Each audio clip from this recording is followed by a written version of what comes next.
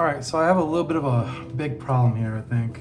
I have more loss on some of these wraps than uh, I think is healthy for a conserved grade. So something like this where there's a little bit of the graphic missing, that's not a big deal. But when I get to areas where it's really cutting into the word bubbles, I don't know if that will lead to a restored grade.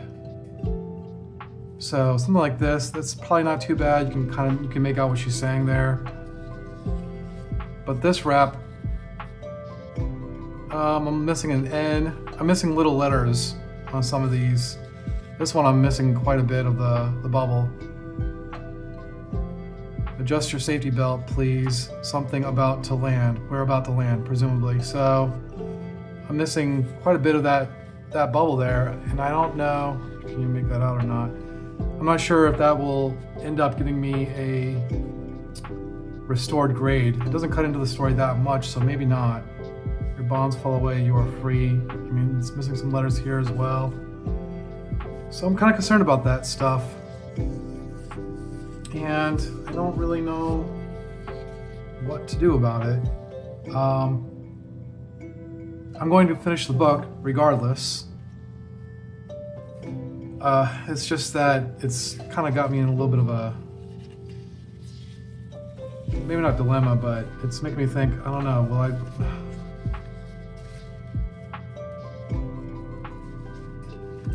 I really don't know. I don't know how big of an issue it will be, and so kind of a little concerned about it.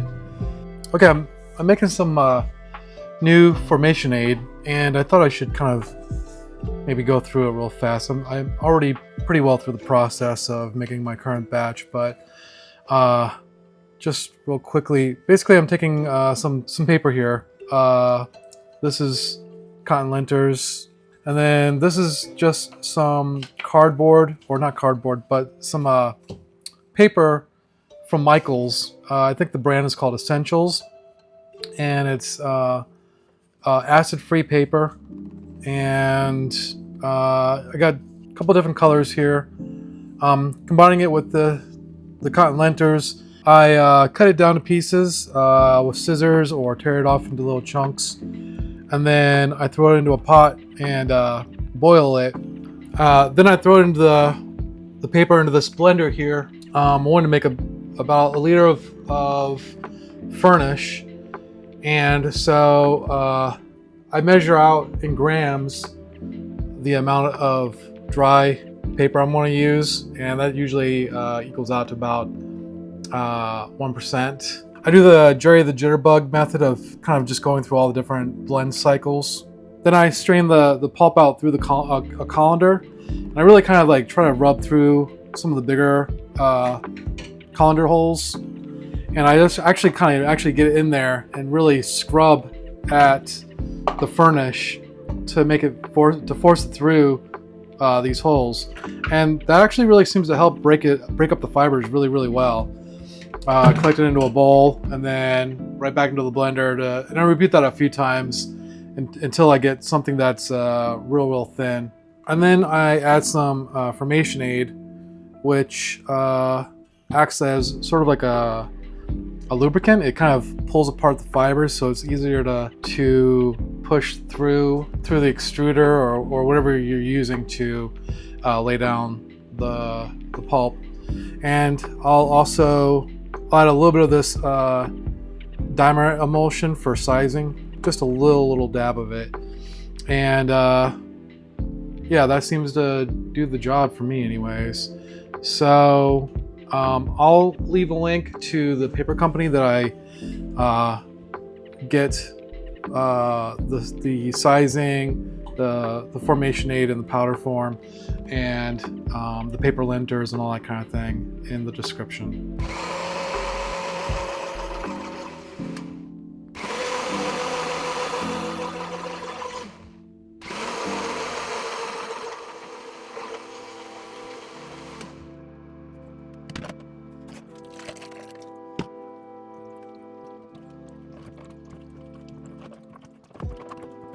All right, it's kind of hard to do that with one hand, obviously, but this is the pulp that remains after I've got the majority of the liquidified stuff here in the bowl, and I'll just keep on repeating this process, maybe adding a little bit of water here and there. You lose a little bit of water in the whole process, but yeah, I'll just keep on repeating this until this thicker stuff gets finer and finer, and I can force it all through the sieve, or at least get pretty close.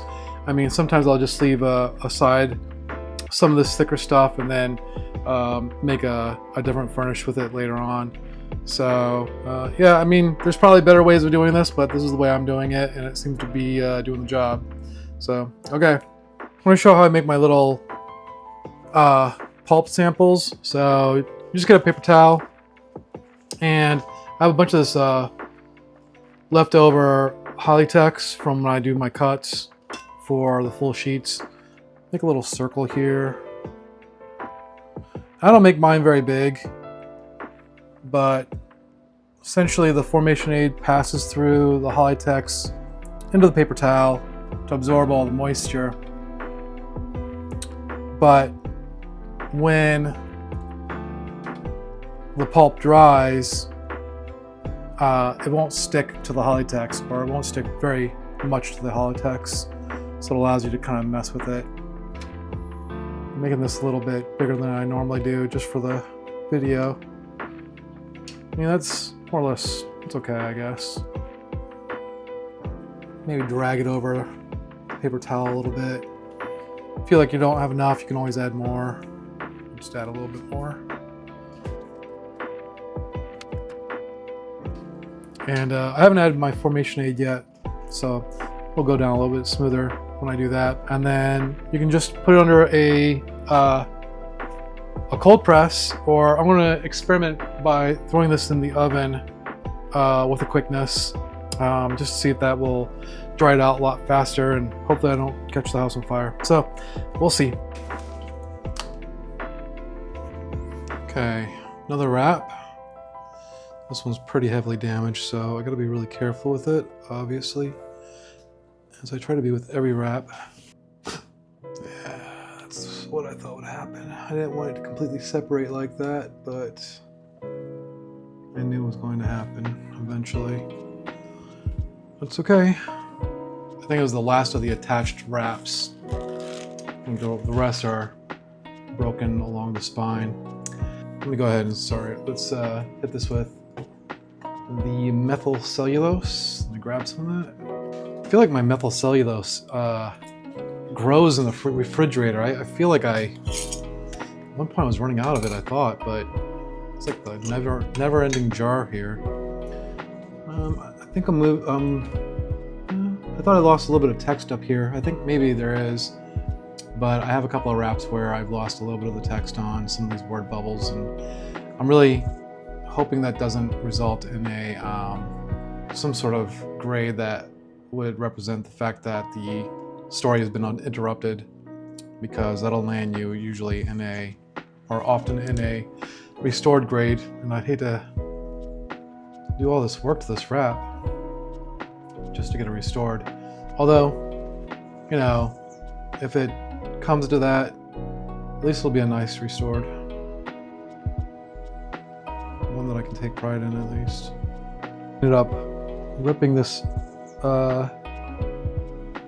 this corner here when I was moving it, which was really dumb.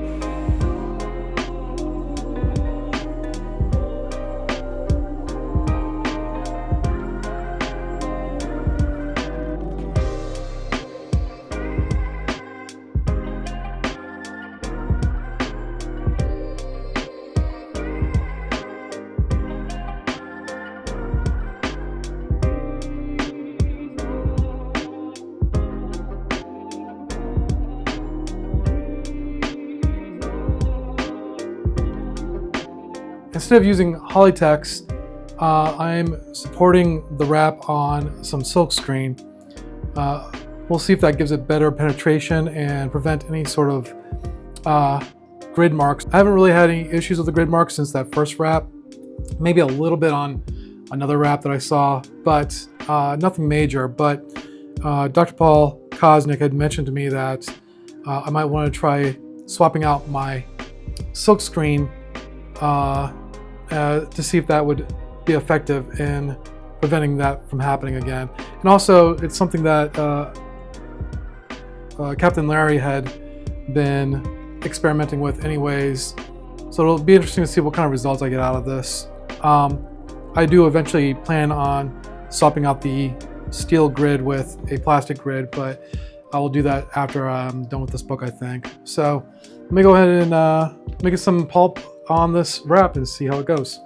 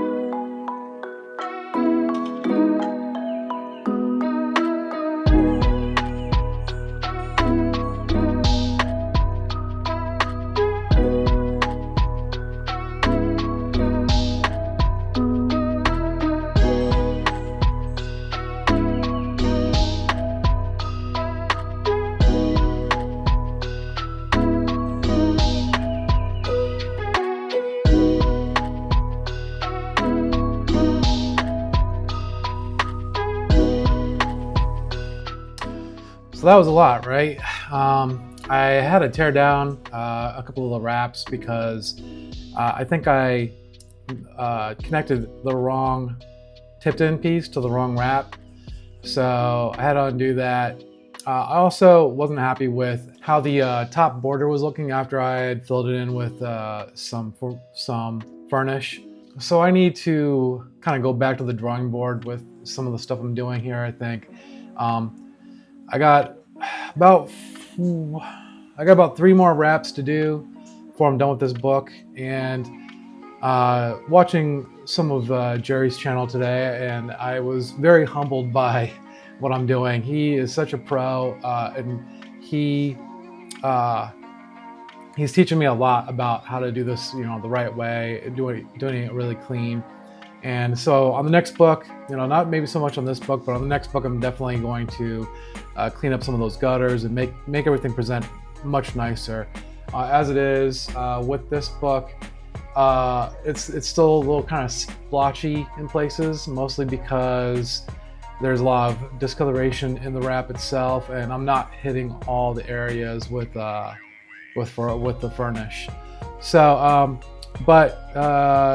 speaking of people in the community who are helping me out, as I continue through these projects and get more involved in the YouTube community at large, I just found that I'm surrounded by a lot of really wonderful and talented individuals.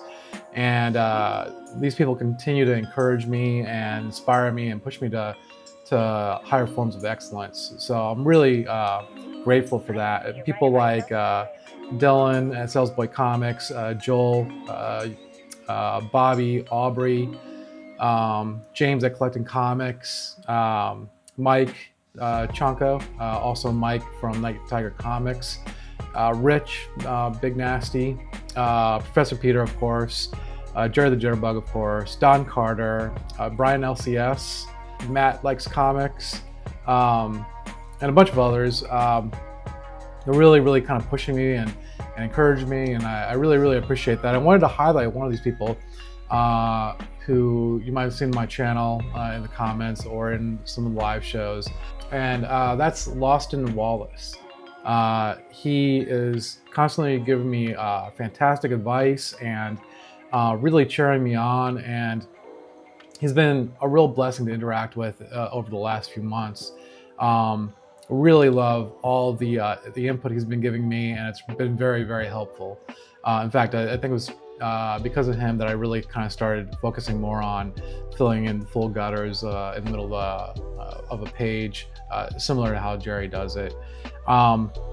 But I don't know if people know this or not, but Loston is an incredible talent in his own right, who's worked professionally for some of the biggest publishers in comics, Marvel and DC, IDW, and others. And he's also worked with some RPG companies, making illustrations for role-playing games. He's a gifted artist, really amazing stuff.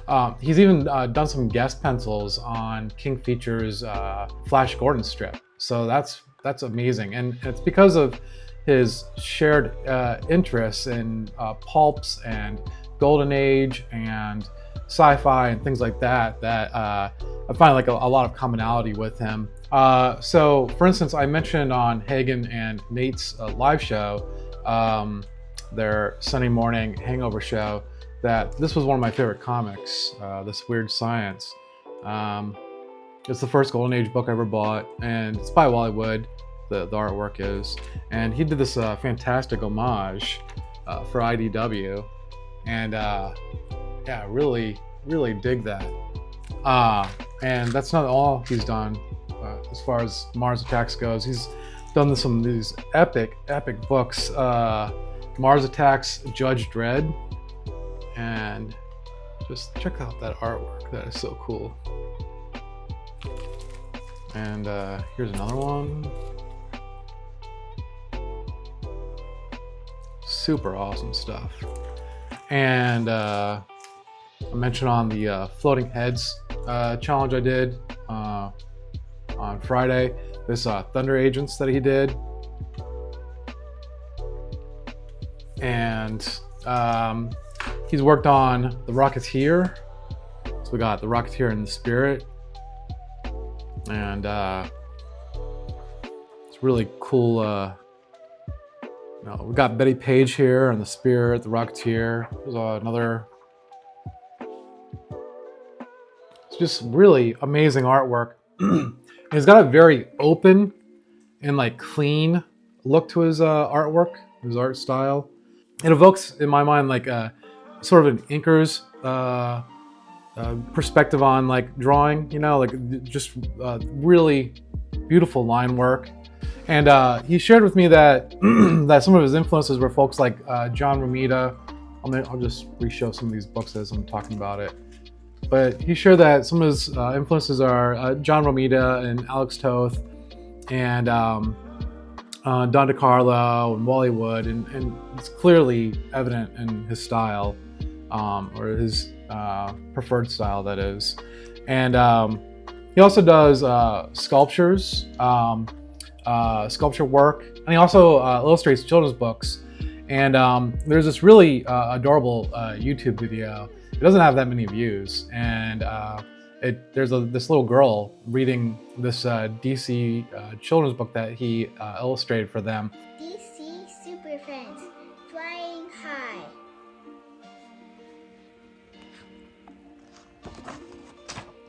DC Super Friends, Flying High by Nick Illipus, illustrated by Loston Wallace and David Tangri. Random House, New York. Batman swings over Gotham City. The sun is shining. But something strange is in the air. The super friends have work to do. And as a creative type, I can only imagine how heartwarming it is to see a young child picking up your work and really getting into it, and especially for on the comic book side of it. What more could you ask for than seeing children have an appreciation for superheroes and maybe even comic books through your craft. So that is just really, really impressive to me. So if you see Loston in the comments, give him a wave and check out his Instagram channel. I'll plug that in the description below. And so Loston, I just want to thank you for being a friend and being such an encouragement to me, and really, really helping me out. I'm so glad I met you, really. So I will have another video out here, hopefully wrapping up the inner wraps. Hopefully right after that I can jump into the cover, and I'll be on the home stretch for this book at least. It's been a really major learning experience working on this book, and I've been enjoying it. I'm having a lot of fun working on this book. It's just it's a really big project, and it's been taking a lot of time. So I don't mind that, but I just want to make sure that people in the YouTube world are continue to be entertained by what I'm putting out here. So, all right, well, I will see you on the next video. All right, thanks a lot. Bye now.